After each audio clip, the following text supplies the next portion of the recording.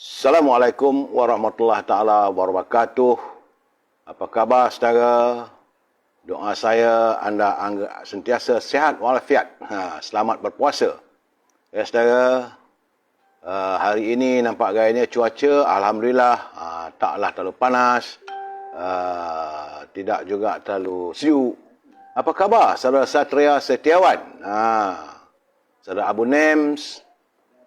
Begitu juga dengan siapa lagi yang hadir ni. Teman-teman sila like and share ya saudara. Jangan lupa dan subscribe. Kerana kalau tak subscribe kadang-kadang susah nak dapat notifications. Dia selepas 30 hari atau 60 hari kena subscribe balik. Ya saudara Zack Zul, saudara Abu Nem, saudara Joka. Selamat berpuasa Jo. Saudara Abu Nem dari Taiping saudara. Saudara Puan Anggrik Rimba. Apa khabar? Moga mewangi di halaman di Kelantan. Saudara Alias Abdul Latif, Waalaikumsalam. Begitu juga dengan saudara Muttalib Meknun. Apa khabar saudara? Nizam Ijan, Rubidin, apa khabar Bi? Pasangan sihat ke? Doa saya sentiasa mengiringi anda berdua. Yus Ai, saudara Muhammad Khairul Kamarudin. Terima kasih atas mendoakan kesihatan saya. Saudara Mawar Melati, Akilah Atikah. Begitu juga dengan Nenek Porak, Bakar Ahmad, Syarul Nizam, Abu Nems, Mazuki Saad dari Changlun, Kedah. Changlun tu tempat saya lahir tu, saudara Mazuki, kat Balai Polis. Saudara Faizal Azil, Salam Satu Malaysia, Faizal Acoy, bukan Azil, saudara Acoy. Saudara Muhammad Safar Mak Zain, Mawar Melati, ucapkan selamat berpuasa untuk semua. Saudara Samsul Anwar, salam. Begitu juga saudara Syali Ahmad, apa khabar saudara? Doa supaya keluarga semua sihat. Pak Chu, apa khabar Pak Chu? Terima kasih. Saudara Aziz Ali dari Penang. Begitu juga dengan Raja Kamal Raja Bazian. Apa khabar aku? Ini orang Sungai Petani. Sungai Petani rasanya tak hujan tak hari ni ya saudara. Saudara Muhammad Effendi, saudara Muhaiza Ehsan. Terima kasih. Saudara Rosinin Kurungut. Apa khabar? Orang Sabah. Norma Wan dari Johor ya. Saya pergi Johor itu tak sempat pun jumpa ya. Saudara RS Niaga. Terima kasih hadir. Saudara Syarifah Hafifah. Yang saya perlukan daripada anda adalah like, share dan subscribe. Jangan lupa tu. Sebab kalau tak subscribe kadang-kadang notification tak ada. Itu masalahnya. Saudara Perindu Kristal. Salam daripada Batu Pahat. Sedap makan apa ini, biryani gam dari Batu Pahat. Saudara Awi Latif, saudara Awal Latif, saudara Abdullah Majid, terima kasih, selamat berjuang. Roipa, Lang Al-Banjari, saudara Syarul Nizam, Sarih Lembang. Sarih Lembang ni Sarawak lah kot tak? Begitu juga dengan saudara Muhammad Hashim Muhammad Din dari Kemayan, Bera. Apa khabar saudara? Orang Bera ya, orang Perdana Menteri. Saudara Anwar Jubin, saudara Azizi Mohsin, saudara Awal Latif, Rosnin, Bulan Terang, tunggulah sikit. Okey? Dan teman-teman yang tak sempat saya santuni satu persatu, saya mohon maaf. InsyaAllah usai nanti saya santuni balik seorang perseorangan. Ya saudara? Seperti biasa, saya harus memberi pencerahan apa yang berlaku pada negara kita, saudara. Hari ini adalah hari Jumaat, saudara. 8 April 2022 merupakan hari ke-6 dan 6 hari dah kita melakukan ibadat puasa. Besok dah genap seminggu. Begitulah saudara, lajunya waktu berjalan, tak terasa dah seminggu. Saudara Muhammad, saudara Saiz Hasan. Dan hari ini menurut laporan daripada saudara Rio daripada Universiti Melaya, katanya hari ini hari yang ke-743. Dah 743 hari masih lagi belum usai virus corona melanda bumi kita. Saudara, dan laporan yang saya terima semalam jangkitan sejumlah 11,994 menjadikan jumlah keseluruhan yang dijangkiti adalah 4,292,585 orang. Dan berjaya dipulihkan adalah 4,099,786. Alhamdulillah. Cuma semalam ada 36 kematian. Artinya angka kematian berganjak lagi menjadi 35,228.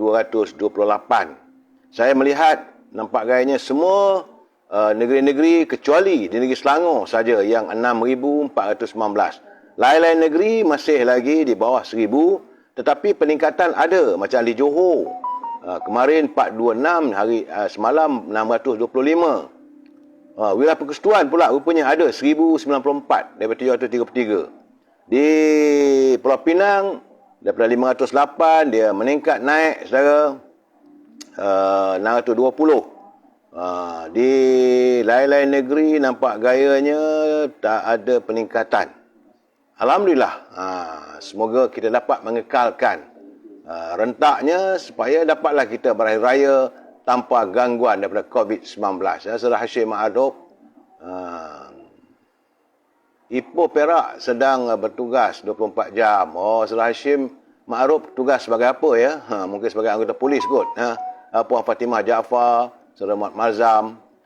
Dan untuk bulan ini, saudara, tanggal 7 April, dengan jangkitan 11,994, berarti 88,651 warga kita terkumpul untuk bulan ini dijangkiti oleh virus corona. Saudara, dan saya mengharapkan agar kita semua berhati-hati. Ingat saudara, virus corona tak mengenal mangsanya. Jadi kita jagakan bersih, jaga kebersihan kita jagalah keluarga kita saudara. Syarizal Hussein, begitu juga dengan saudara Zul Arif, Fazilah Gadi, Bob Azhar. Saudara, baik. Usai pencerahan tentang COVID-19, kita masuk sedikit iaitu e-commerce. Dalam e-commerce, saudara, jangan lupa kalau saudara ada produk, Puan Norsiah, Puan Hasnah dalam Instagram. Kalau saudara mempunyai produk untuk diwawarkan, sila hubungi Al-Azhar di talian 011-330-41241. Dengan Al-Azhar, tentulah kesibukan beliau melangani teman-teman yang memesan haruman setangi bakur dan parfum dari Timur Tengah. Samping itu, saudara, ini jangan lupa dengan Al-Azhar ini adalah rondang Tok Neneng yang mengekalkan tradisi warisan negeri Perak dan dimasak oleh ibunya dengan penuh kasih sayang. Rendang Tok Neneng raya, kalau nak raya lagi memang marvelous. Kalau tak percaya, cubalah koma, kata orang Perak. Rendang dijamin halal, cita rasa rakyat Malaysia, kerana rendang inilah rendang homemade. Rendang Tok adalah tradisi Perak. Secukup rasa, lemak, masin, pedas, masam, manis. Memang sedap saya. Saya dah rasa tadi makan berbuka puasa. Dan terdapat beberapa pilihan berikut. Seperti rendang Tok Neneng ayam dan lapeh. Ada pula rendang Tok ayam dan lapeh. Begitulah macam-macam gelaran yang diberikan oleh Ibu Al-Azhar tentang produknya, iaitu rendang Tok. Serta, jangan lupa orang Perak, bahulu berdal. Saudara. Saudara Al-Azhar juga ada memasarkan gula O. Ni gula O ni untuk mereka yang bimbang tentang adanya kencing manis dan sebagainya. Eloklah memesan gula O. Ini untuk kesihatan. Kerana gula ini tanpa kalori. Sedikit saja diletakkan, rasanya manis, saudara.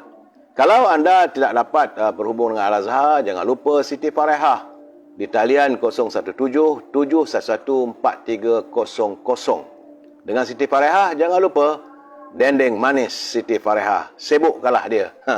Hari ini pun sibuk gederum masaknya untuk memenuhi pesanan teman-teman untuk makan kanji.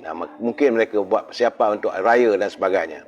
Dan jangan lupa juga Syauqi di talian 012-357-5703 untuk warga di sekitar Lembah Kelang. Ada buah-buahan, kiwi, ceri, anggur, semuanya grade A bersama dengan buah tamar. Harga lebih murah dari pasar, saudara. Dan buah-buahan tersebut akan terus dihantar ke rumah saudara.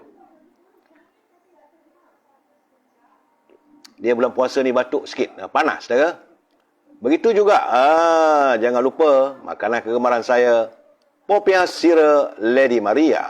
Popiah Sira Lady Maria rasanya pedas, rangup dan manis. Sila hubungi saudara Nizam di talian 019-435-1203. Awang Mayan, salam Abang Ken, apa khabar? Saudara Syarizat Husin naik kuda nak ke mana tu nak terbangnya saudara? Juga jangan lupa saudara tokoh jamu kemaman sahabat kita saudara Zul di talian 0199170449. Saudara juga boleh melayari di dalam internet tokoh jamu kemaman. Setakat ini saya memberi pencerahan tentang hebatnya madu Yaman Gold. Ia juga dikenali sebagai madu gurun, itu madu padang pasir. Dijamin kualitinya saudara. Ini untuk menambah stamina, meningkatkan imunasi, antibodi, rawatan asma dan batuk berpanjangan. Dan ia memulihkan sistem saraf, rawatan luka dan terbakar seterustung. Sesuai juga untuk rawatan susulan bagi COVID-19 saudara. Samping itu, beliau ada juga jeli gamat abstrak. Itu memang produknya dihasilkan sejak sekian lama. Ia membantu rawatan buasi, masalah sembelit, lipoma, masalah angin mentu, melegakan sistem pernafasan dan juga sesuai untuk kencing manis dan darah tinggi. Hubungi saudara Zul di talian 0199170449 tokoh jamu kemaman saudara. Baik ya saudara Hazrul Adi, saudara kamu Zaman Man, begitu juga dengan Cik Din Syahari. Salam, moga-moga sihat selalu ya saudara. Baik, usai e-commerce kita masuk naluri kehidupan. Kerana hadis ini adalah diriwayatkan oleh Al-Bukhari dan Muslim. Kerana daripada Abdullah bin Umar radhiyallahu anhu menceritakan bahawa Rasulullah SAW bersabda, seorang Muslim adalah saudara terhadap Muslim yang lain. Dia tidak boleh menginaya dan tidak akan diinaya oleh orang lain. Sesiapa yang melaksanakan hajat saudaranya, permintaan saudaranya, maka Allah SWT akan melaksanakan hajatnya, saudara. Jadi sesiapa yang melapangkan, ini musim bulan puasa ni saudara, baik untuk kita santuni teman-teman kita. Sesiapa yang melapangkan kesusahan seseorang Muslim, maka Allah SWT akan melapangkan kesukaran kita pada hari kiamat. Jadi sesiapa yang menutupi aib seorang Muslim, maka Allah SWT akan menutup aibnya pada hari kiamat. Kerana kita saya diperintahkan untuk menyerahkan diri kita bulat-bulat kepada Allah. Kerana Allah berfirman, maksudnya, dan aku diperintahkan supaya menjadi orang yang awal pertama berserah diri bulat-bulat kepada Allah. Daripada surah Az-Zumar ayat yang ke-12. Jadi saudara, saya ingin berpesan kepada saudara, amalkanlah zikrullah setiap hari saudara. Baik. Usai naluri kehidupan, kita masuk sedikit tentang mutiara kata. Mutiara kata ini kata-kata yang dikirimkan oleh Cikgu Ibil memetik daripada kenyataan Imam Syafi'i. Katanya, jangan cintai orang yang tidak mencintai Allah.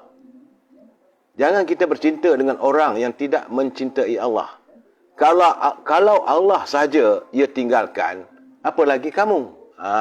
Jadi, kalau Allah pun mereka lupa, kita ni nak bercinta dengan orang macam ni macam mana? Pasti kita juga akan ditinggalkan. Itu gambaran yang diberikan oleh Imam Syafi'i. Terima kasih Cikgu Ibil atas kiriman yang begitu berarti dan bermakna. Ya, Wak Rafi, Kelapa Muda. Wak Rafi, Kelapa Muda. Mazah Cik Mat, Kekanda Zainal. Apa khabar, saudara? Moga saudara sehat, ya. Baik, saudara. Seperti biasa, salam impian moratorium dan pengeluaran wang simpanan pekerja. RM10,000 secara tuntas. Dan untuk memulai hari ini dan besok, kalau saudara yang telah membuat permohonan, bolehlah membuat semakan. Apakah permohonan anda berjaya? Semoga 20 hari bulan nanti anda akan menerima wang anda, bukan wang orang lain. Saudara, Rayan. Usahakanlah. Jadi saudara elok layari kumpulan wang simpanan pekerja untuk mengetahui kedudukan, status anda. Apakah permintaan anda itu berjaya ataupun tidak. Saudara, itu peringatan saya bagi tahu pada saudara mulai besok. Sebab 8 hari bulan, 9, bolehlah buat akses, saudara. Dan kita mengharapkan agar pimpinan negara tidak berbelanja tanpa had. Kalau mereka berbelanja tanpa had, maka negara akan muflis. Saudara, baik. Tajuk perbincangan kita malam ini, diburu bayang-bayang. Kita putih sikit, saudara. Sebelum saya memberi pencerahan, maksud saya tentang diburu bayang-bayang itu, kita santun pantun Pak Nazil. Rajin Pak Nazil menghantar kiriman pada saya. Cuma dia menjelaskan semalam tu pantun ni kita berniaga, orang kita ni hebat berniaga sate itu, ketanya ejaan sate itu S-A-T-E. Sate, tapi dieja pula sate. Hebatnya. Saudara. Menurut Pak Nazil, lemak puyuh tidak diendah, kerabu kaduk tidak bersisa. Bangsa Melayu, bahasanya indah. Jangan diaduk sesedap rasa.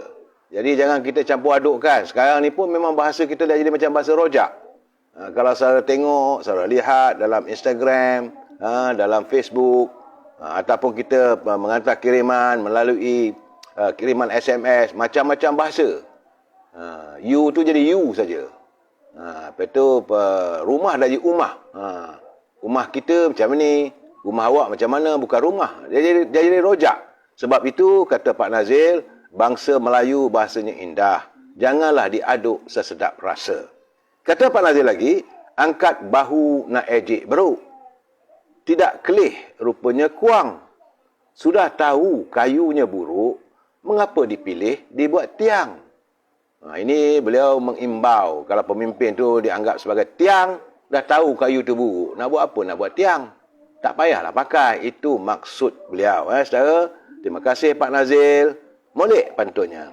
Saya juga dalam bulan puasa ni, dan masuk hari ke-6, ada pula kiriman daripada sahabat kita, pejuang muda daripada Perak, Saudara Nordin Malik. Saudara Rosli Rahim, UMNO dan Datuk Seri Najib terbaik dalam sejarah.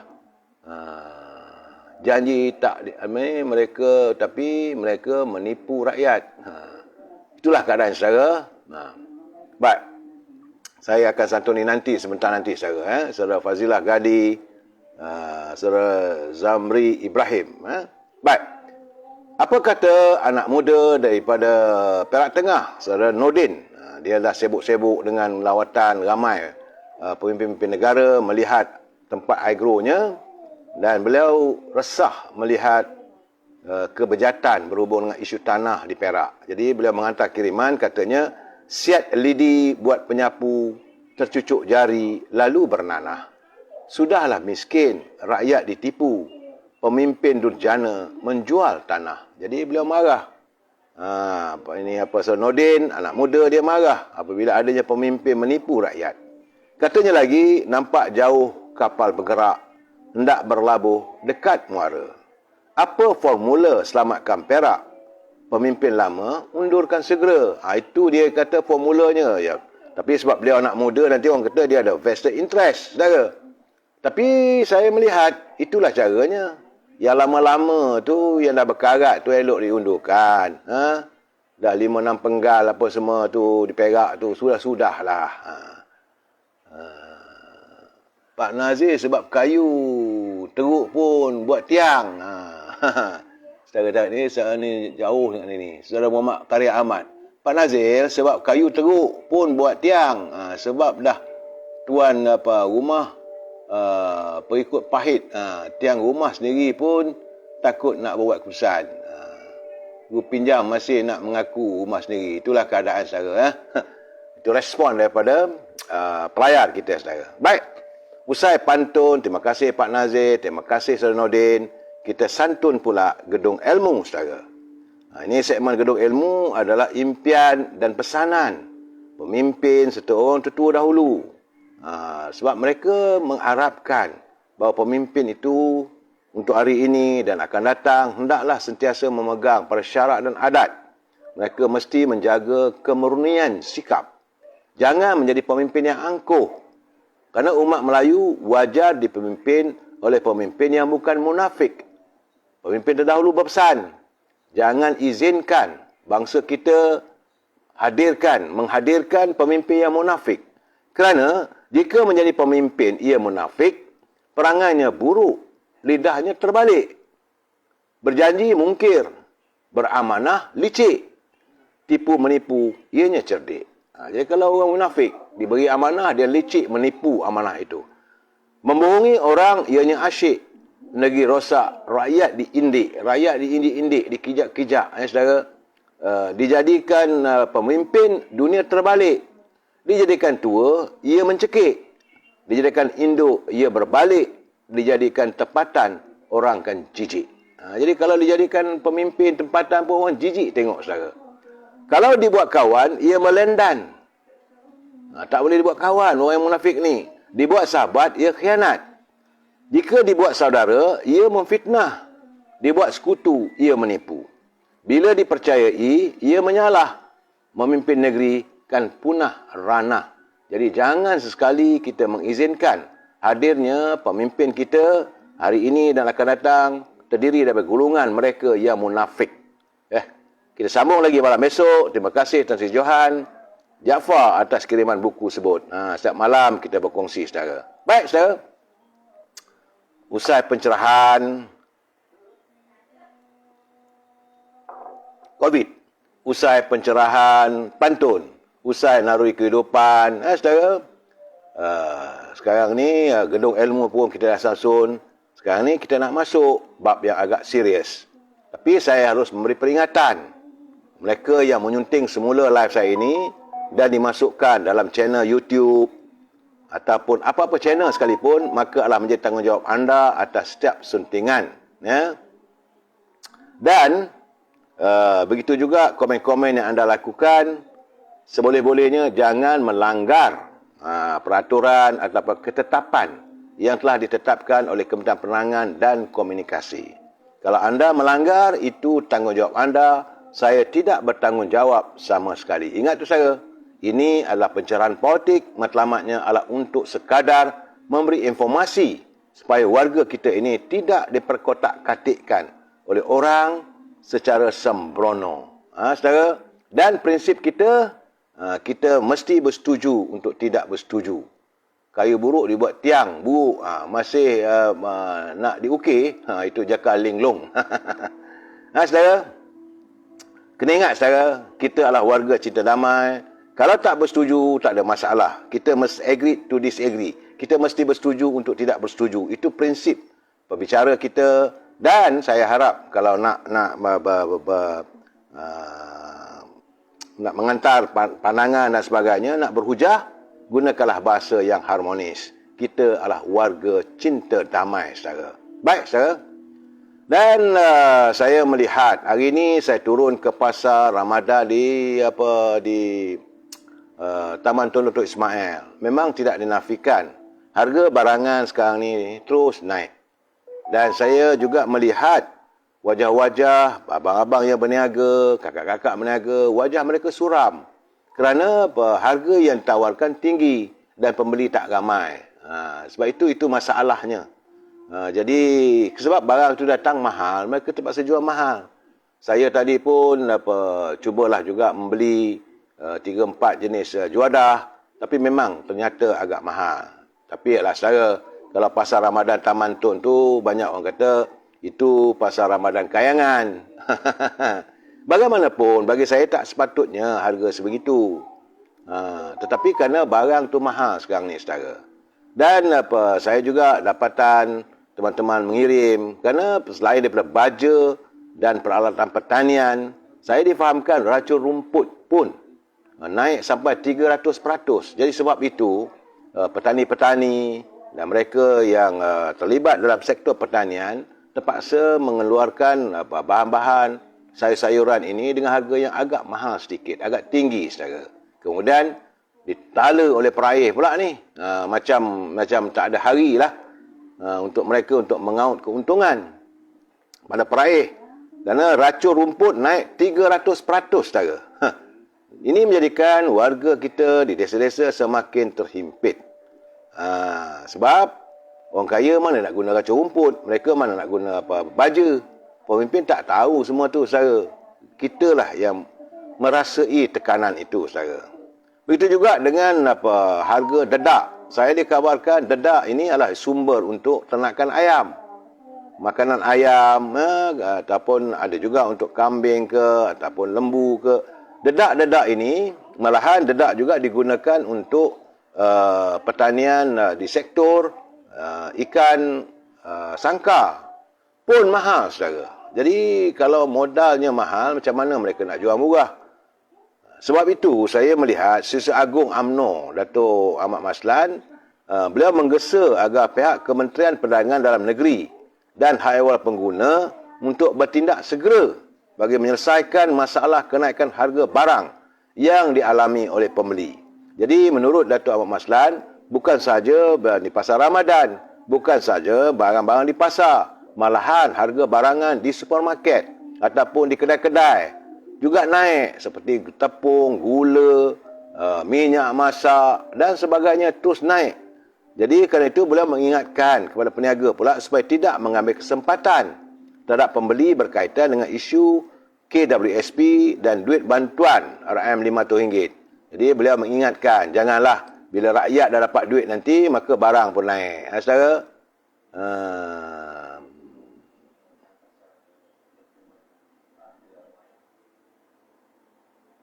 ya begitulah sekarang, saudara. Saya melihat bahawa apa yang ada sekarang ni, antara barang yang naik, tepung gandum, gula, susu pekat, minyak, cili padi, sayur-sayuran. Dan tadi, saudara, sewaktu saya usai solat tarawih, saya berjumpa dengan salah seorang peniaga. Beliau berniaga di pasar, bukan pasar Ramadan, saudara, di pasar di Putrajaya. Dia kata sebenar-benarnya bukan hanya barang datang itu mahal, tetapi pihak ini Majlis Bandaran juga mengenakan ataupun menaikkan kadar sewa untuk satu petak tu naik sampai RM300. Jadi kalau peniaga yang menggunakan petak-petak untuk berniaga itu kena bayar tinggi, jadi mereka pun terpaksalah menaikkan harga barang. Itu memang juga berlaku. Jadi saya haraplah agar Majlis Bandaran, Majlis Dewan Bandaraya fikirkan semula. Jangan kira nak naik saja. Buat apa nak naik? Untuk apa? Berikanlah kelonggaran kepada peniaga-peniaga yang berniaga di pasar-pasar. Jangan dinaikkan petak-petak tempat mereka berniaga itu kadarnya. Sebab akhirnya akan terkesan pengguna. Itu pandangan daripada sahabat saya waktu saya nak keluar dari masjid tadi. Dia kata, Datuk, you bagi pencerahan tu, apa dia punya solusinya? Saya kata solusinya adalah orang tengah. Dia kata bukan hanya orang tengah. Majlis Perbandaran juga perlu bekerjasama dengan peniaga. Jangan dinaikkan harga. Sebab memang betul, saudara, petak untuk meniaga pasar Ramadan pun satu petak 500. Kemalan mereka nak dapat. Sebab ada pula ulat-ulatnya katanya. Maka nak dapat benda tu ada pula wang-wang yang diperlukan. Itu keadaannya. Limau nipis sekilo RM12. Astaghfirullahalazim. Ini saudara Jalil Fadilah. Limau nipis RM12 sekilo, saudara. Apa nak jadi kita nak? Jadi Puan Noridah Kamudin dia kata bantuan apa lagi yang 500 tu? Nak ambil borang kat jabatan mana? Ini masalah, saudaranya. Masalah bila janji kerajaan mengumumkan ada bantuan. Tetapi birokrasinya ada. Susah. Sepatutnya tak ada fikirkan kalau orang tu ada IC, dah ada akaun, biasa dapat bantuan terdahulu tu, masukkan sajalah. Tak payahlah nak cek satu persatu. Ini menyusahkanlah. Dan sekarang ni, nampak gaya sekarang ni, inilah saudara, saya katakan mentori flip-flop. Dah kena kecam teruk, baru nak buat keputusan. Apabila 2-3 hari lepas, dah kena kecam dengan warga internet, warga netizen, rakyat dah mula meledak kemarahan mereka, barulah mereka sebenarnya apa yang mereka lakukan menyusahkan rakyat. Kerana mereka seolah-olah kelihatan seronok sungguh dia orang ni menyusahkan rakyat. Maaf cakaplah, jelas nampak kebanyakan pemimpin dalam kerajaan sekarang rata-rata kurang cerdik. Mereka ni menunjukkan diri, keluarkan arahan, cadangan yang kadang-kadang langsung tak berfaedah. Sedihlah saudara. Dalam usia-usia mereka, baru kerajaan yang baru muda begini pun dah bercelaru jadinya.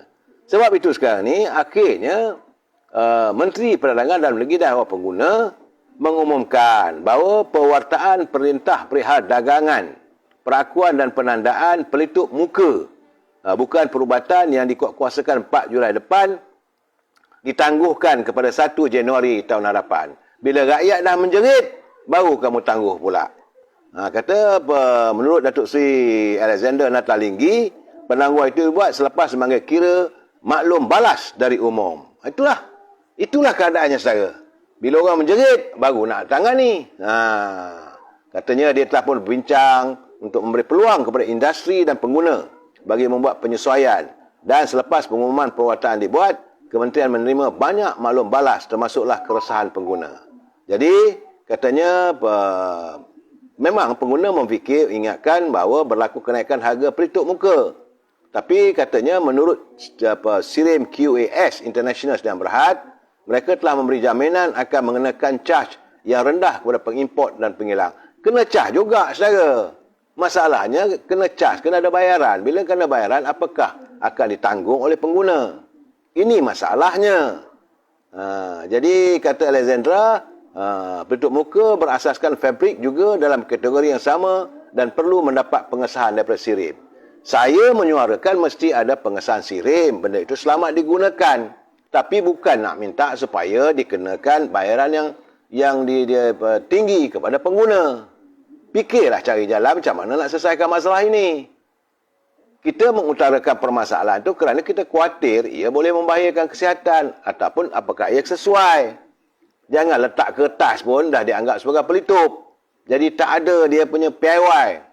Tak ada piawaian. Jadi piawai lah jadi rakyat jenis saudara. Pertama, piawaian ataupun kalau bukan piawaian, jadilah piawai. Piawai ni bengong lah jadi rakyat. Tiba-tiba pula kata akan kena denda 1,000, ada yang kena denda 2,000, macam-macam lah. Timbul masalah. Sedangkan masalah pelitup ni pun, saya nak bagi tahu saudara, di negara barat, Singapura dah tak guna dah. Kita pula, habis pandemik, masuk endemik lah. Cerita pasal pelitup pula. Dah pelitup ni pula, jadi kelang kabut kita ni. Kenapa disusahkan rakyat? Itu masalahnya, saudara. Baik, saudara. Dan satu perkara lagi, saya berterima kasih kepada Kementerian Penerangan dan Komuniti.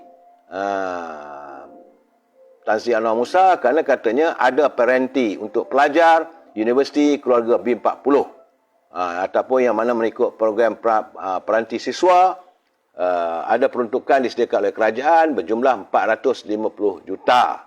Tapi sekarang ini telah pun dipersoalkan oleh rakyat. Apakah parenti ataupun alat komputer laptop itu benar-benar pada harga yang berpatutan? Kita tidak mahu pembekal yang membekalkan komputer itu menaut ataupun menangguk keuntungan. Sedangkan alat yang diberi adalah cap ayam. Kita tak mahu begitu. Jadi yang berhormat, Tan Sri Anwar Musa kena perhatikan. Kena turun ke lapangan. Tengok. Sebab dulu pun ada. Zaman UMNO Barisan Nasional merintah dulu memang ada diberi parenti untuk komputer dan sebagainya. Tapi kerana masa itu mungkin nak buat dalam tergesa-gesa, mungkinlah agaknya berunding terus. Kita harap tidak adalah runding terus. Mestilah ditender. Sekarang ni, saudara, alat ini akan digunakan berterusan. Bukan untuk sehari 2 hari. Ya, kalau rosak macam mana? Saudara Syed Sharif, lepas 3 tahun baru nak buat. Negara lain dah nak stop pakai mask. Betul, saudara. Ini keadaannya. Jadi, saya mengharapkan agar parenti niat kerajaan baik. Murni hatinya. Peruntukan 450 juta. Tapi jangan daripada 450 juta sampai pada rakyat, tak sampai setengah pun. Orang tengah mengaut keuntungan. Kita tak mahu benda begitu. Rakyat dahagakan kejujuran dan keikhlasan pimpinan dalam menangani setiap peruntukan untuk mereka. Saudara, itu pungutan, soal kita dengan pengguna dan sebagainya. Now, kita masuk sekejap. Kita lega-legakan fikiran, saudara. Ini musim bulan puasa ni. Kita bercerita seketika. Relax saya. Bercerita seketika. Tak mau marah ke siapa. Tapi kita cerita pengalaman sepanjang jalan kenangan. Kerana hari ini dah 6 hari kita puasa. Sebabnya saudara, sebab itu saya katakan, masa berjalan begitu cepat. Terlalu cepat masa itu berlalu. Malahan apa yang saya alami 50 tahun dulu masih terngiang-ngiang. Seolah-olah baru semalam saja peristiwa berlaku. Bagaimanapun, dan 6 hari ni masuk 7 hari. Kemudian hadir nanti lebih kurang 10 malam terakhir itu kita berpeluang berjumpa dengan Lailatul Qadar. Jadi dulu-dulu ni cerita Lailatul Qadar ni seronok juga. Orang tua dulu bercerita. Kononnya nak tahu Lailatul Qadar tu ada, maka dalam perigi kita, kerana dulu tak ada bekalan elektrik, tidak ada bekalan air. Jadi punca sumber air lah telaga, perigi. Kalau air dan perigi itu beku, mana malam itu adalah malam Lailatul Qadar. Maka sepanjang malam itulah orang tua dulu mencedok air. Tengok-tengok ada air, tak beku. Itu ceritanya, saudara. Saya ingat lagi peristiwa-peristiwa silam. Dan selalu saudara, bila hadirnya bulan puasa begini, kita sibuk menyiapkan rumah. Saya masih ingat lagi almarhumah ibu saya akan berpesan cepat, dia kata potong rumput, potong lalang-lalang, mana ilalang itu perlu ditebas, kita tebas.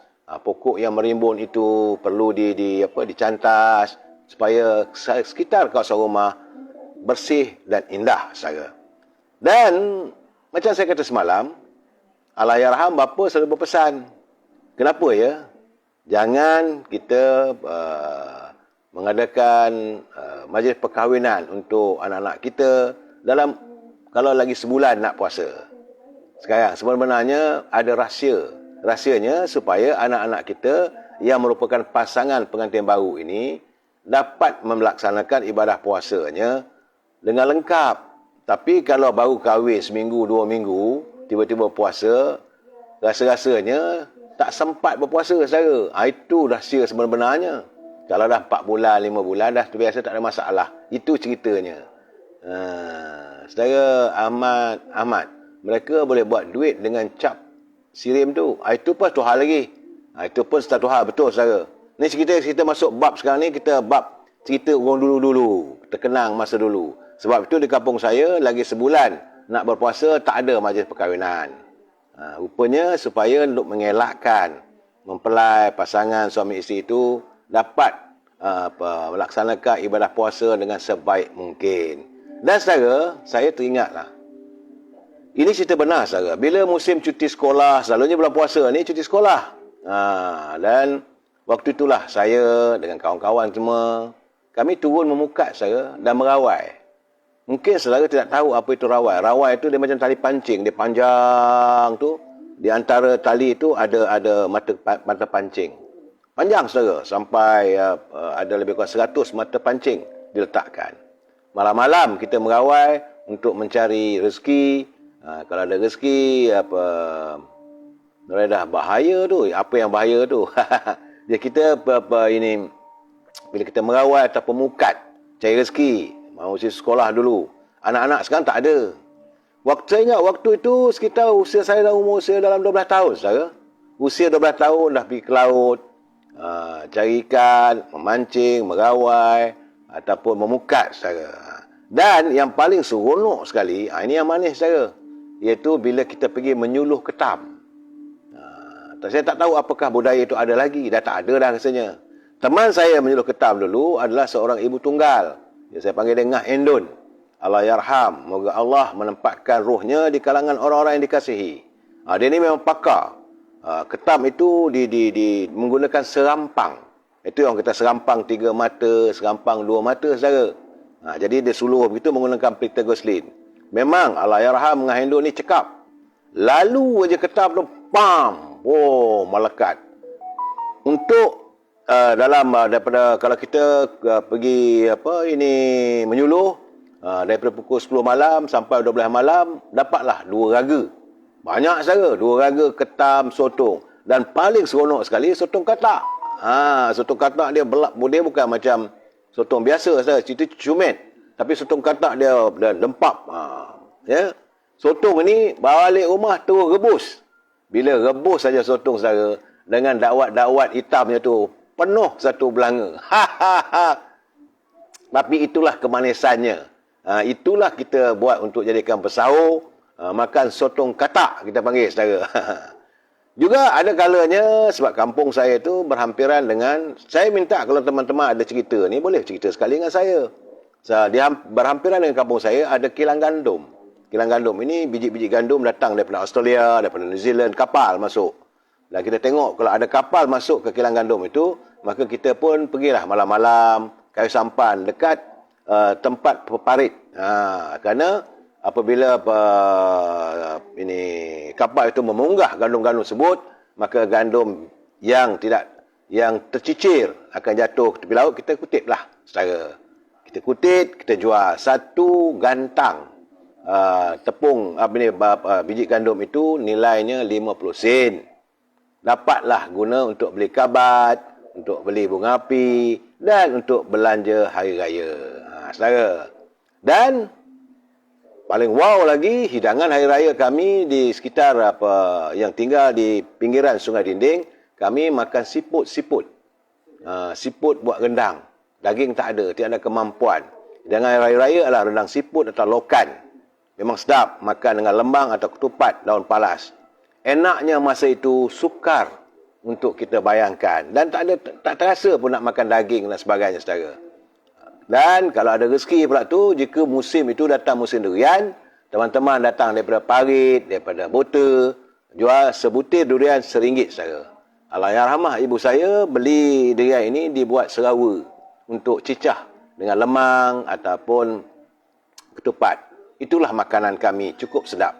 Tapi semua itu sekarang ni dah tak ada, saudara. Saya cuba juga pergi tadi di Pasar Ramadan, kalau ada serawa durian, tak ada, saudara. Untuk cari rendang siput-siput, jauh sekali. Terasa rindunya. Ya, saudara. Memang rindu saya. Tapi apakan daya, masa telah berjalan. Dan kita harus menghadapi hidup masa depan. Saya mendoakan agar arwah ibu saya, arwah Ngah Hendon, berada di taman-taman Firdausi, saudara. Baik, saudara. Itu sepanjang jalan kenangan. Kalau saudara ada cerita, besok kita cerita lagi apa yang saudara ada. Saudara Ayahanda Ishak, rasa sekarang nak cari lokan nak buat rendang. Rasa sekarang juga nak cari lokan. Ya, Ayahanda Ishak, susah nak dapat lokan ni. Tapi tak silap saya dekat ini sepanjang jalan di Kuala Selangor, Tanjung Karang, Sekincan ada lagi. Ataupun dekat Sekincan lah, masih lagi jual lokan. Di zaman saya dulu lokan memang sedap, saudara. Lokan itu dibuat rendang. Lebih-lebih sedap lagi kalau rendang dia arwah ibu saya dia buat guna daun kunyit. Rendang daun kunyit. Kampung saya selepas siap sembahyang raya kami makan di surau bersama. Ya, Saudara Abdul Hamid, kita tak begitu. Kita cuma makan di surau waktu moreh, mata kita memegang puasa. Lepas itu habis puasa, masing-masing lepas sembahyang raya, masing-masing kita pergi rumah ke rumah. Anak-anak waktu tu kutip lah 5 sen, 10 sen. Okey, saudara air servis, politik pula. Betul. Ini saya masuk politik, saudara. Sebenarnya sekarang ni, saudara, saya kerang pun dah RM17 sekilo. Saudara Puan Nuridah Kamarudin. Saya masuk bab politik. Ya, saudara. Kita sambung lagi malam esok. Now, sekarang ni, saudara, kalau saudara melihat, tiba-tiba saja bila tercetusnya perang Rusia-Ukraine, maka dunia barat sekarang ni, dia tak nampak pun jangkitan COVID ni. Tetapi skandal vaksin mula terdedah di England. Negara China mula melangkah ke depan sebagai kuasa ekonomi yang terbesar di dunia. Ini keadaannya, saudara, dan penguasaan atau hegemoni Amerika dan Eropah dilihat seolah-olah terhenti. Bila kita tengok Putin tidak lagi mahu menghormati mata wang Amerika. NATO juga dilihat dalam situasi perang Rusia ini menjadi seolah mandul. Dulu NATO ini dia boleh menghentikan peperangan, tapi kali ini macam mandul. Tidak mampu untuk menghentikan tindakan Rusia menyerang Ukraine.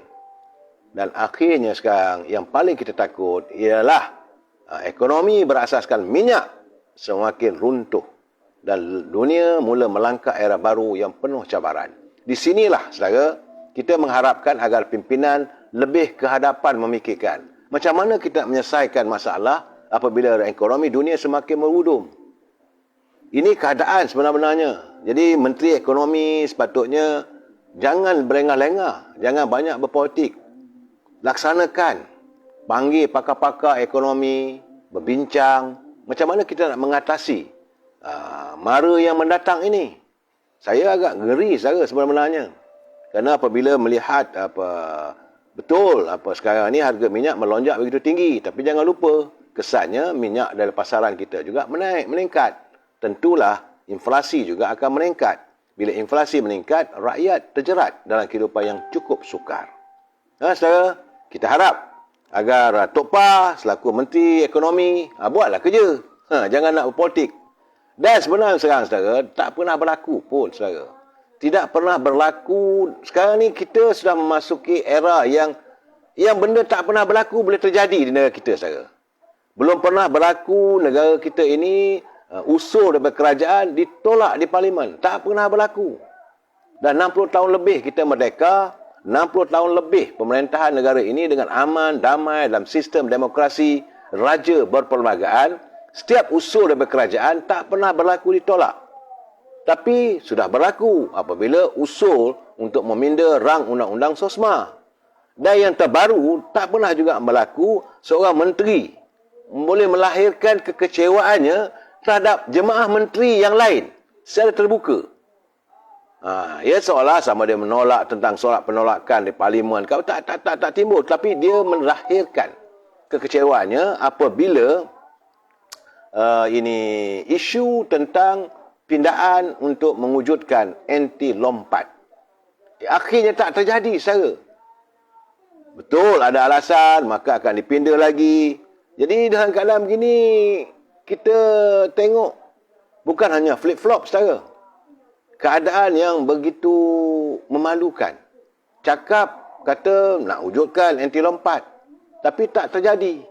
Belum sampai lusa hari Isnin, tiba-tiba tak dibawa katanya. Jadi sebab itu, kata Tok Mat, saya agak lucu.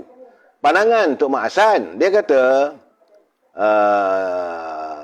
punca kabinet menolak undang-undang anti lompat adalah kerana sebahagian jemaah menteri itu sendiri terdiri daripada ahli-ahli parlimen yang melompat. Itu yang betul.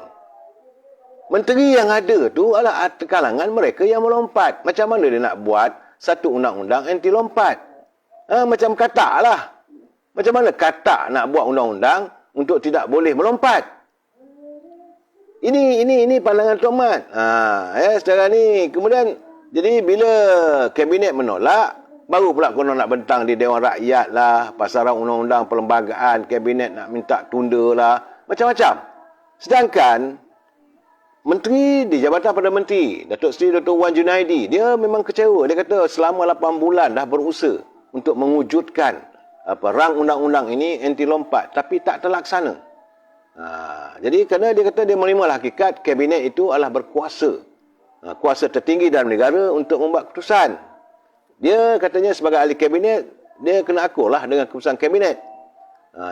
Perasaan peribadi tak penting dah. Memanglah dia kecewa sebenarnya, saudara. Kerana semalam dia mengesahkan bahawa rang undang-undang itu tidak akan dibentangkan dalam sidang khas Dewan Rakyat pada 11 April.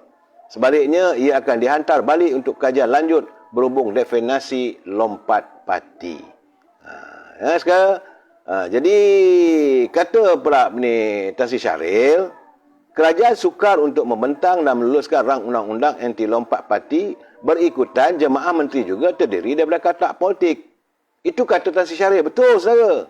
Kerana mereka melompat, sama ada mereka tidak didakwa ataupun mereka dapat jawatan lebih baik dari semasa mereka berada dalam parti asal mereka. Sebagai contoh, dia kata macam ahli parlimen Masjid Tanah, Mas Emirati, dan ahli parlimen Jeli, Mustafa Muhammad, sebagai pemimpin politik yang tidak didakwa meskipun menerima dana daripada bekas Perdana Menteri Datuk Seri Najib. Tapi mereka turut melompat parti. Malahan katanya Datuk Seri Hamzah Zainuddin dan Dr. Latif Ahmad dapat jawatan jadi Menteri Kanan setelah mereka melompat. Semalam bila dengar kenyataan itu, terus Datuk Tan Sri Syahril membuat respon begitu. Dia nak laksana macam mana? Macam mana kita nak wujudkan akta ini, nak minta mereka ini menyokong? Takkan sokonglah, saudara. Saya ingat lagi, saya pernah berbicara dengan saudara Hanif Qatari, dalam isu ini. Dia kata satu benda yang baik, parlimen buat. Saya kata siapa yang nak luluskan? Kerana yang ada di parlimen itu sebahagian besarnya adalah katak. Takkan mereka nak menghalang kejadian-kejadian sebegini. Sukar. Jadi itu kata Datuk Tan Sri Zahari kata agak mustahil orang yang melompat mahu mewujudkan undang-undang anti lompat. Menteri pun kata lompat. Macam mana nak wujudkan undang-undang anti lompat? Kata Tok Mat, sukarnya jadi kalau minta pandangan dari katak yang melompat. Saudara, jadi seharusnya perdebatan dan perbahasan ke arah mewujudkan undang-undang sebut diadakan sebagaimana telah dinyatakan. Jadi timbul sekarang ni persoalan. Sekarang ni rakyat sudah bertanya, apakah yang awak Perdana Menteri masih dikuasai oleh kumpulan katak-katak yang berada dalam kabinet dia, sehingga benda ini tidak boleh terlaksana. Sepatutnya dia bodoh saja. Sebab dia dah berjanji nak bawa benda tu. Benda nak berjanji nak mewujudkan undang-undang ini. Tapi bila terlaksana seolah-olah ada percaturan politik tertentu yang menghalang satu akta yang baik ini tidak terlaksana. Sebab itu sekarang Pakatan Harapan yang menandatangani MOU, Memorandum Persefahaman, dengan Datuk Seri Yang Berhormat Datuk Seri Perdana Menteri, mereka sudah boleh bertanya. Saya melihat ini adalah bibit-bibit perpecahan dan bibit-bibit kehancuran. Kerana mereka Pakatan Harapan menggesa Perdana Menteri. Datuk Seri Zahari menyatakan komitmen bahawa rang undang-undang RUU anti lompat parti akan dibentangkan untuk diluluskan di Parlimen dalam masa terdekat. Kerana Majlis Presiden PH dalam satu kenyataan berkata tarikh sidang khas kedua perlu ditetapkan dan diumum di Parlimen pada 11 April ini. Pada istilah saya, kenyataan itu menyebut Pakatan Harapan turut menggesa agar menteri yang bertanggungjawab membentangkan pindahan perlembagaan pada 11 April. PA percaya dengan meluluskan pindahan perlembagaan dan rang undang-undang anti lompat parti, kepercayaan rakyat terhadap proses pilihan raya dan demokrasi berparlimen akan dapat mula dipulihkan. Sekarang ni saya nampak saudara dalam keadaan begini Perdana Menteri tersepit. Dalam kabinet mereka tak bersetuju. Tapi di luar kabinet Pakatan Harapan menunggu. Dalam tak bersetuju, di luar menunggu untuk melakukan serangan. Saya ada kalanya saya bersimpati, tapi dalam keadaan itu itulah natijah yang perlu kita terima apabila Perdana Menteri itu tidak mempunyai kuasa yang dominan. Boleh disinggung-singgung oleh siapa saja. Jadi sekarang ni Saudara Zainal ZBS, betul saya bersetuju. Yang terbaik sekarang ni kita buat pilihan raya. Sebab tu saya nak kata tarik saja sokongan. Ada PM pun takut dengan barisan kabinetnya, dengan geng-geng pun semuanya kaki kencing katanya. Betul. Saya melihat sekarang ni kita tak ada choice. Pimpinan hari ini tidak mempunyai pilihan untuk melaksanakan undang-undang anti lompat ini, hanya dapat terlaksana selepas selesai pilihan raya umum. Sebab itu kita merasakan yang terbaik adalah pilihan raya umum. Saya lihat sendiri macam mana tiba-tiba pula Haji Hadi pula kata tak perlu gopoh-gopoh untuk nak gobal undang-undang anti lompat parti dan sebagainya. Tiba-tiba dia bersuara. Macam manalah lebay ni. Dulu dia kata orang yang melompat ni macam tak ada maruah. Tapi sekarang ni kena tunggu dululah. Kerana PAS katanya berpengalaman. Kata Haji Hadi apa dia? Dia tidak mau gopoh. Dia tidak mau gopoh kerana PAS berpengalaman berdepan peristiwa lompat parti semasa menerajui pemerintahan kerajaan negeri Kelantan pada 1959. Ini keadaan saya. Sebenarnya banyak orang tak tahu bahawa ini apabila tidak terjadi keadaan itu mengundang kekecewaan warga kita. Rakyat amat kecewa melihat bagaimana kepimpinan negara boleh disorong tarik, boleh ditekan. Ini keadaan. Dalam keadaan begitu macam mana kita nak memperbaiki kestabilan politik? Sebab itu jalan lain tak ada. Jalan lain adalah kita harus melaksanakan pilihan raya umum. Itu saja. Bubar parlimen, selesai masalah. Saya kena ingat, kalau tidak nanti negara kita yang paling saya khawatir, sebab saya dapat terima kiriman daripada teman bernama Laina Mazuki. Dia merupakan seorang penganalisa. Dia kata antara Malaysia dengan Sri Lanka pun tak banyak berubah. 2-3 minggu lalu, kita masyarakat antarabangsa dikejutkan dengan isu ekonomi Sri Lanka yang meruncing. Stok makanan Sri Lanka berkurangan kerana majoritinya diimport. Barang-barang menaik, mendadak dan kerajaan tiada wang serta banyak berhutang macam negara kita. Sampaikan Peperiksaan Nasional Setara SPM pun dibatalkan.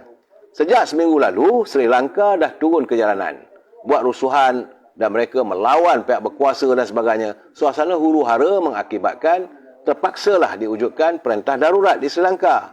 Jadi ada orang bertanya, apakah ekonomi Malaysia juga akan terjadi macam mana di Sri Lanka? Jadi menurut Laina Mazuki, dia merumuskan bahawa makanan negara kita kebanyakannya diimport. Sejak dasar pertanian negara tidak diutamakan lagi, maka food security kita mula terancam. Untuk rekod, peratus peningkatan import makanan menaik setiap tahun sejak tahun 2015. Kadar dia ada 41% pada tahun 2021. Nilai import makanan negara adalah 55.4 bilion saudara. Ia merupakan antara tertinggi di ASEAN. Kedua, dasar liberalisasi kita yang diperkenalkan sejak tahun 2011 menyebabkan kita banyak bergantung kepada barang import. Sejak 10 tahun lalu, saham kepentingan warga asing juga meningkat dan mereka mengambil alih kepentingan warga tempatan yang makin berkurangan setiap tahun. Kadar hutang negara terus meningkat dengan skala besar dan rizab negara yang semakin berkurangan berbanding 10 tahun lalu. Indeks rasuah juga semakin merudum sejak 10 tahun, menunjukkan rasuah, nepotisme dan ketirisan makin berleluasa. Jadi, untuk rekod, indeks rasuah Sri Lanka juga merudum dari nombor 89 pada tahun 2018 ke 102 pada tahun 2021. Rakyat Sri Lanka juga membangkitkan isu nepotisme dan rasuah yang semakin teruk. Jadi dalam keadaan begitu, apakah ada perbezaan dengan negara kita? Ini persoalannya. Sebab itu kita selalu menekankan korupsi ini adalah ibu segala kejahatan.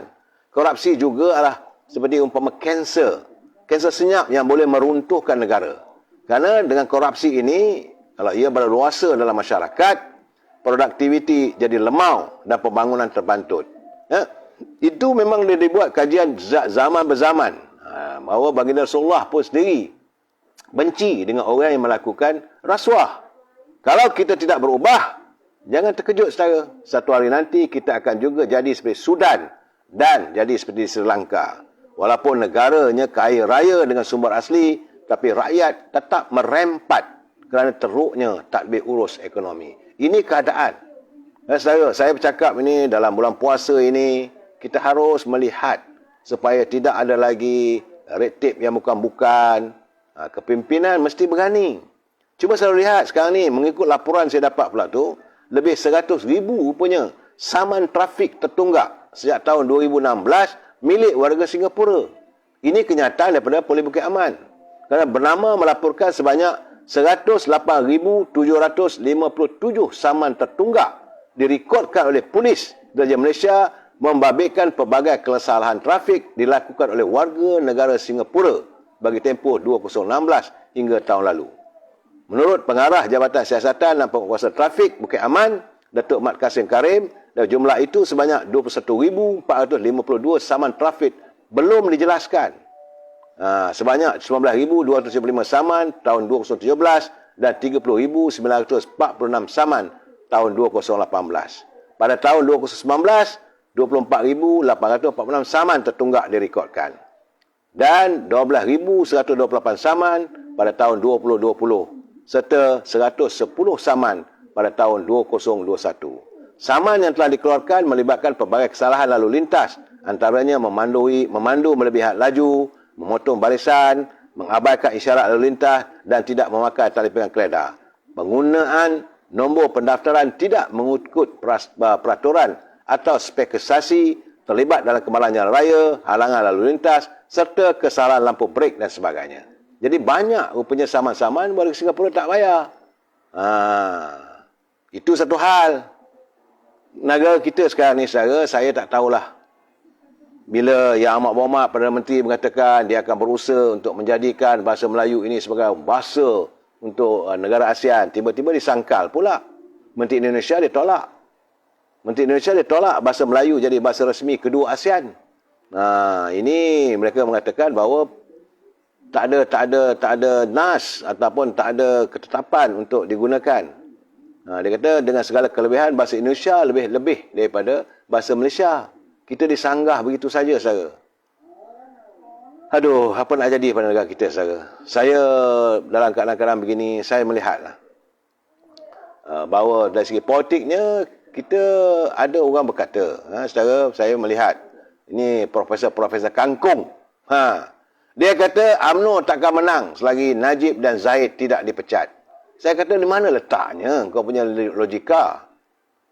Dia kata, masa PRN Melaka dulu, kalaulah ini Zahid dan Najib tidak dipecat, maka UMNO tak boleh menang. Tapi bila adanya pilihan raya di Melaka, menang besar. Lebih daripada 2/3. Bila berlaku pilihan raya negeri Johor, penganalisa, ni pakar-pakar Profesor Kangkung ni sama juga. Dia kata UMNO jangan haraplah nak menang selagi ada Najib dan Zahid. Kononnya Johor ini, itu saudara dengar pula kenyataan Tasimuddin. Kononnya Johor itu kubu kuat UMNO. UMNO dah kalah. Jangan haraplah nak menang. Jadi hakikatnya sebenar, saudara, kehadiran Datuk Seri Najib dan Datuk Seri Zahid Hamidi, inilah yang membawa kemenangan kepada, dengan izin Allah, membawa kemenangan kepada UMNO Barisan Nasional. Saya bila dengar Profesor Kangkung ni memberi analisa, saya ketawa. Macam mana dia orang kata begitu? Kerana dia kata kalau untuk pilihan raya akan datang pada PRU 15 nanti, kalau selagi UMNO Barisan Nasional masih lagi tidak memecat Datuk Seri Najib, tidak memecat Datuk Seri Zahid, maka selagi itulah UMNO Barisan Nasional tidak boleh menang. Sedangkan kita tahu bagaimana parti-parti yang ada sekarang ini telah berantakan, saudara. Ada perkalangan ni, malah ada pula satu penganalisa pula, dia kata bahawa Parti Bersatu dalam keadaan terdesak. Parti Bersatu memang dalam keadaan terdesak. The only way adalah untuk tidak meletakkan Tan Sri Muhyiddin sebagai pemimpin utama Parti Bersatu. Selagi Tan Sri Muhyiddin, memang betul Parti Bersatu tidak akan menang. Begitu juga dengan Parti Pejuang. Selagi ada Dr. Mahathir sebagai pemimpin Parti Pejuang, tidak mungkin Parti Pejuang dapat melakukan sebarang lestari kepimpinan. Saudara, ini saya melihat, tapi mereka menyerang UMNO. Macam mana pula dengan kepimpinan Datuk Seri Anwar Ibrahim yang dipertikaikan oleh Pakatan Harapan? Mereka sendiri berantakan.